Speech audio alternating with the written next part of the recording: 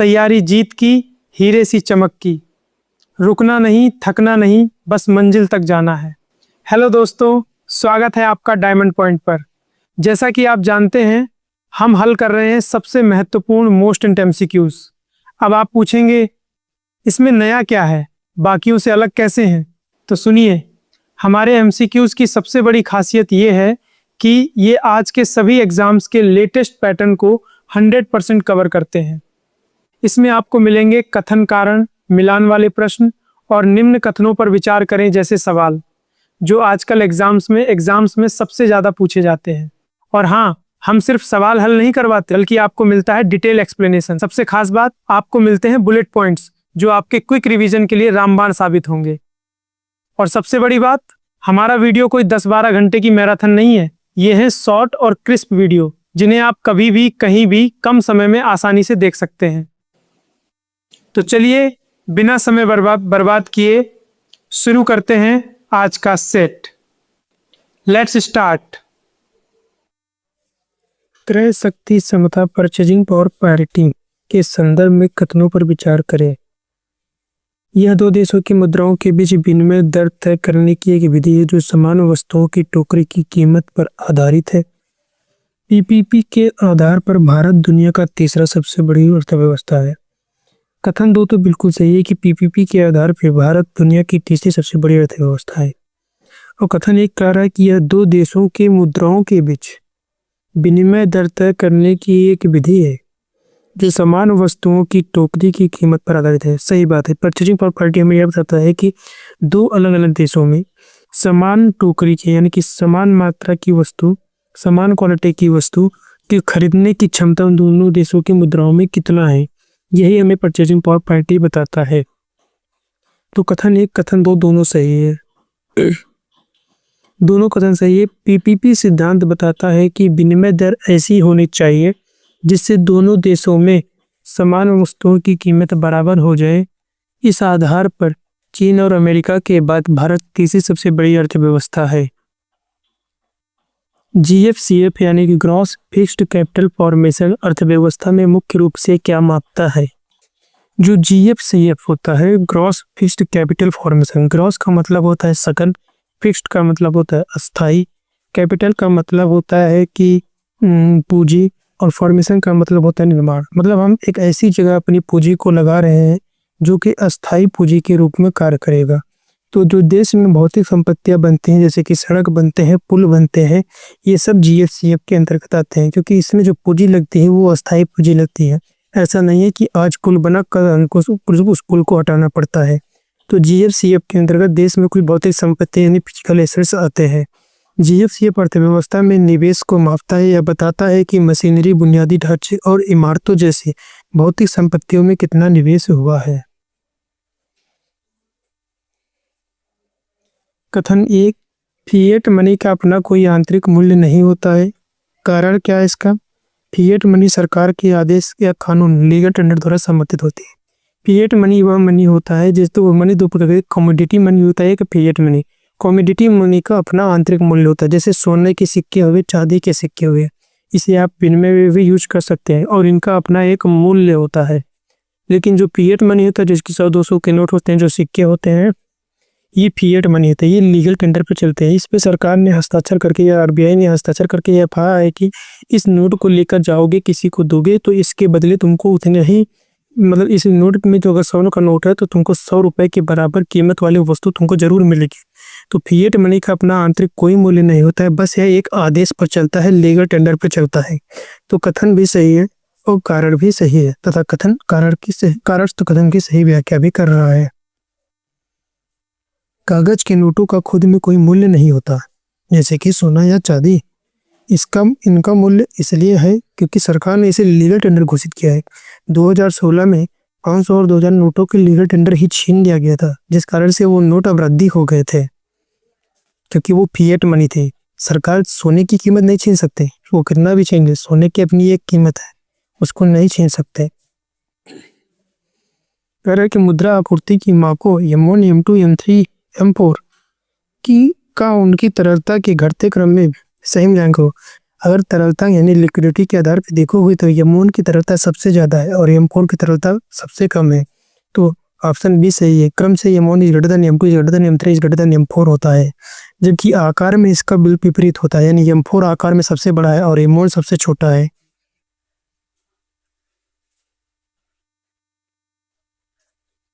मुद्रा आपूर्ति के किस माप को व्यापक मुद्रा कहा जाता है? जो M3 होता है उसको हम व्यापक मुद्रा यानी ब्रॉड मनी कहते हैं, जबकि M1 को हम संकीर्ण मनी नैरो मनी कहते हैं। M3 को हम ब्रॉड मनी कहते हैं। M3 में M1 प्लस बैंकों में सावधि जमा, यानी कि जब हम M1 वाले में बैंक में जो हमारा फिक्स डिपॉजिट होता है, फिक्स डिपॉजिट उसे जोड़ देते हैं तो हमें M3 प्राप्त होता है। M1 में सिर्फ हमारे पास जो कैश है वो आता है और बैंक में जो हमने सेविंग अकाउंट में अपना जमा करके रखा है वो आता है। M2 में हमारा M1 तो आता ही है, साथ ही साथ हमने जो उसमें पोस्ट ऑफिस में पैसा जमा कर रखे हैं वो भी आता है। M3 में M1 तो आता है और बैंकों में सावधि जमा फिक्स डिपॉजिट भी आता है, इसमें पोस्ट ऑफिस वाला पैसा नहीं आता है। M4 में क्या आता है? M3 तो आता ही है, साथ साथ पोस्ट ऑफिस में जो पैसा जमा किया है वो भी आता है। तो इस हिसाब से M4 सबसे बड़ा है, M1 सबसे छोटा है। वस्तु विनिमय प्रणाली में बार्टर सिस्टम की सबसे बड़ी समस्या क्या थी? बार्टर सिस्टम की सबसे बड़ी समस्या थी आवश्यकताओं के दोहरे सहयोग का अभाव होना, लैक ऑफ डबल को इंसिडेंस ऑफ वांट्स। आवश्यकताओं का दोहरा सहयोग यानी दोनों पक्षों के पास एक दूसरे की जरूरत की वस्तु होना बार्टर सिस्टम की सबसे बड़ी सीमा थी। मुद्रा ने इस समस्या को हल किया। जैसे ए और बी दो व्यक्ति हैं, एक खुद पे के पास चावल है, बी के पास गेहूं, एक को गेहूं चाहिए, बी को चावल चाहिए, तो इन दोनों का मिलना ही बड़ा मुश्किल होता था। दोनों किससे आवश्यकताएं समान है तो दो ही आवश्यकता है, पर इनका मिलना ही क्या है, बड़ा मुश्किल है। तो इसीलिए हम कहते हैं कि वस्तु विनिमय प्रणाली का सबसे बड़ी समस्या यही थी, आवश्यकताओं का दोहरा सहयोग। पूर्ण रूप से भारतीय द्वारा प्रबंधित पहला भारतीय बैंक कौन सा था? पूर्ण रूप से भारतीय द्वारा प्रबंधित पहला बैंक था अवध कमर्शियल बैंक, जबकि भारतीय पूंजी द्वारा स्थापित पहला बैंक था PNB bank. Awadh commercial bank 1881 में स्थापित हुआ था, जो कि भारतीयों द्वारा प्रबंधित पहला बैंक था, और PNB जो कि 1894 में स्थापित था, पूर्ण रूप से भारतीय पूंजी द्वारा स्थापित पहला बैंक था। और भारत का पहला बैंक बैंक ऑफ हिंदुस्तान था, जो कि 1770 में स्थापित हुआ पर 1832 में समाप्त हो गया, यानी बंद हो गया। बाकी इंपीरियल बैंक 3 बैंकों का राष्ट्रीयकरण से हुआ 1921 में। कथनों पर विचार करें। 1921 में bank of Bengal, bank Bombay और मद्रास को मिलाकर इंपीरियल बैंक ऑफ इंडिया बनाया गया। बिल्कुल सही है। 1955 में गोरेवाल समिति की सिफारिश पर इस इंपीरियल बैंक का नाम बदल के स्टेट बैंक ऑफ इंडिया कर दिया गया। ये भी बिल्कुल सही है, यानी कि कथन भी एक और दो दोनों सही है। दोनों कथन पूरी तरह से सही है। SBI की स्थापना इंपीरियल बैंक के राष्ट्रीयकरण करके ED गोरेवाला समिति यानी कि all India rural credit survey of committee की सिफारिश पर हुई थी।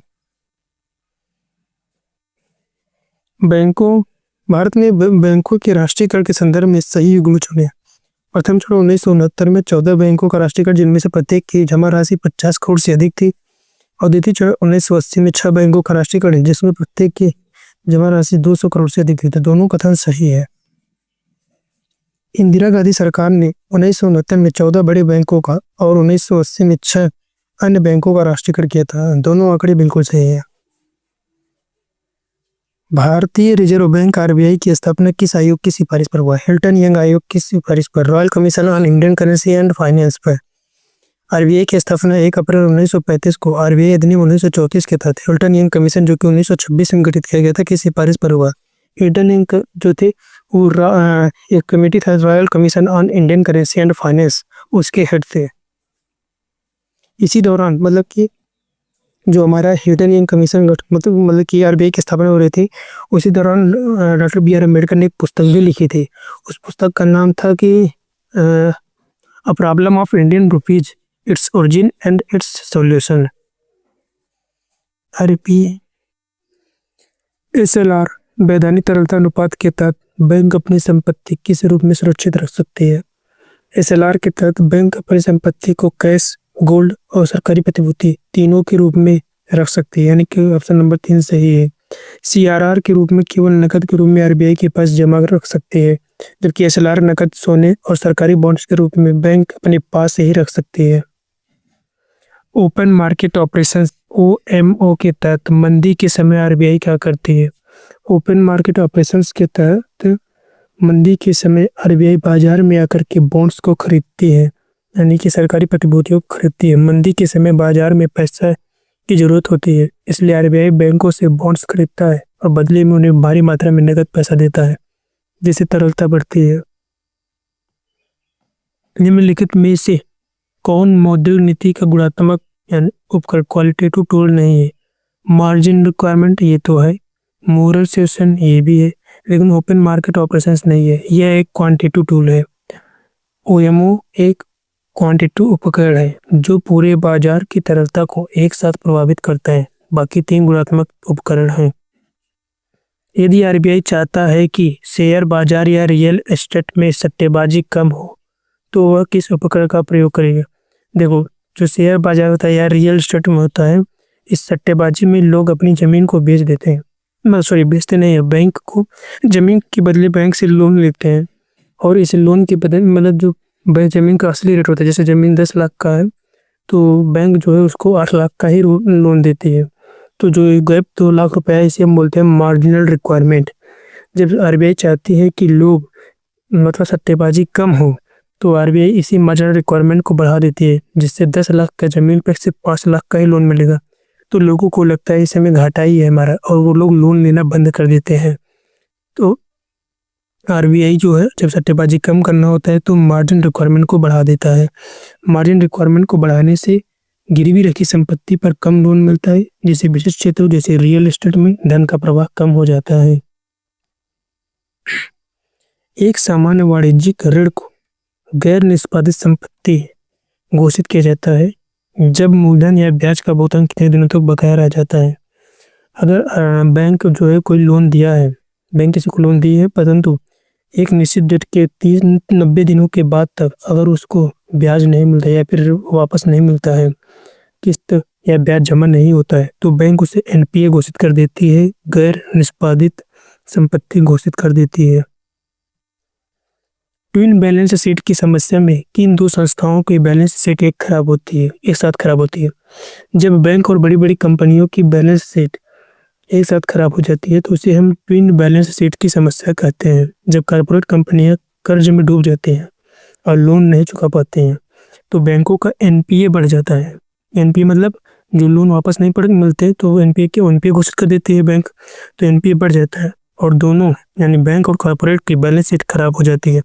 इसी को बोलते हैं ट्विन बैलेंस शीट की समस्या। यदि कोई एनपीए खाता 12 महीने से कम समय के लिए एनपीए श्रेणी में रहता है तो उसे क्या कहते हैं? तो उसको हम बोलते हैं सब स्टैंडर्ड एसेट। अगर 12 महीने से अधिक होने पर डाउटफुल हो जाता है, मतलब अगर कोई व्यक्ति है जो कि लोन को वापस नहीं कर रहा है, 12 महीने से कम समय हुआ है अभी उसको एनपीए घोषित किए, तो उसको बोलेंगे सब स्टैंडर्ड एसेट। लेकिन अगर 12 महीने से अधिक हो गया है तो उसे डाउटफुल हो बोलेंगे, और जब पैसा डूब जाता है तो उसे हम लॉस एसेट बोलते हैं। आरबीआई के केंद्रीय निदेशक मंडल में कुल कितने सदस्य होते हैं? 21 सदस्य होते हैं। Central board of directors of RBI में 21 सदस्य होते हैं। आरबीआई के बोर्ड में कुल 21 सदस्य होते हैं। 1 गवर्नर, 4 डिप्टी गवर्नर, 4 स्थानीय बोर्ड के प्रतिनिधि दिल्ली, कलकत्ता, मद्रास और मुंबई के। 10 सरकार द्वारा नामित विशेषज्ञ होते हैं और 2 सरकारी अधिकारी होते हैं। निम्नलिखित में से कौन सा आरबीआई का कार्य नहीं है? विदेशी मुद्रा भंडार का करना, विदेशी मुद्रा भंडार का संरक्षण करना बिल्कुल है। आम जनता का सीधे ऋण प्रदान करना नहीं है। आरबीआई सीधे आम जनता को ऋण नहीं प्रदान करती है।